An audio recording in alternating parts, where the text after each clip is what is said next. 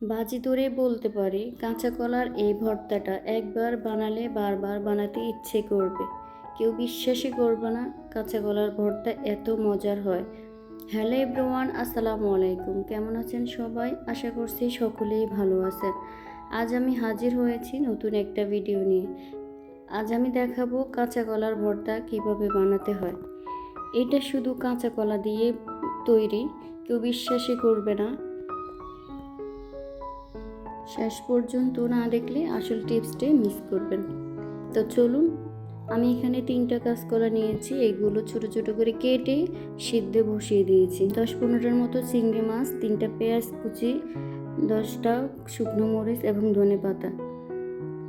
আমি চিংড়ি মাছটা সুন্দর করে ধুয়ে পরিষ্কার করে নিয়েছি। এখানে আমি একটি ফ্রাই প্যানে মরিচগুলো এখন ভেজে নিচ্ছি।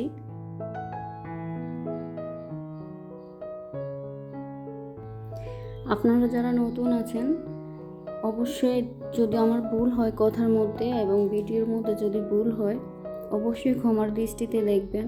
আমার চ্যানেলে নতুন হয়ে থাকলে লাইক, কমেন্ট, শেয়ার এবং সাবস্ক্রাইব করে আমার পাশে থাকবেন। সবাই সবার জন্য দোয়া করবেন। মরিচগুলো ভেজে নেওয়া হয়ে গেছে, এখন আমি তুলে নিচ্ছি।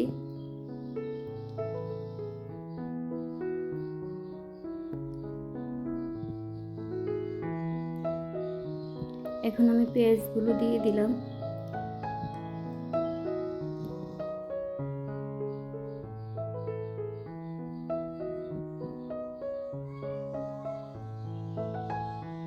পেঁয়াজগুলো আমি হালকা ভেজে নিব, পুরোপুরি ভাজবো না। ভর্তার মধ্যে কাঁচা পেঁয়াজ যদি দেয় তাহলে অনেকক্ষণ থাকে না, নষ্ট হয়ে যাওয়ার সম্ভাবনা থাকে। তো পেঁয়াজগুলো আমার ভাজা হয়ে গেছে, তুলে নিচ্ছি এখন আমি।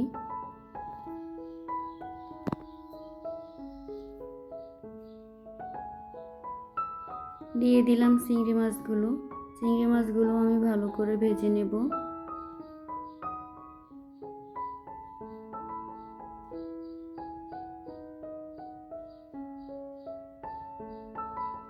এদিকে আমার কাঁচকলা সিদ্ধ হয়ে গেছে, এগুলো এখন আমি তুলে নিচ্ছি।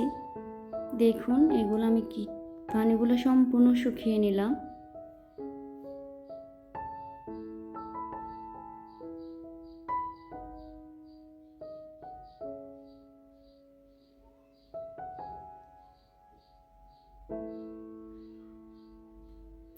শুকনো মরিচগুলো আমি এখন লবণ দিয়ে এগুলো ভেঙে নিচ্ছি।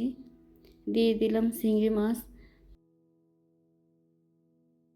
হাত দিয়ে কষলিয়ে নরম হয়ে যায়।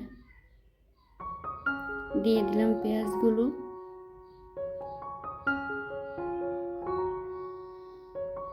ভালো করে মেখে ধনিয়া পাতাগুলো দিয়ে দিব।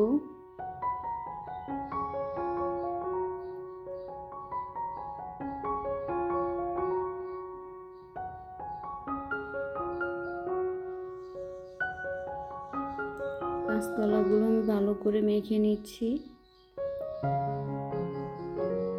এবং লাস্টে অল্প একটু কাঁচা পেঁয়াজ দিয়ে দিলাম এবং সরিষার তেল দিয়ে ভালো করে মেখে,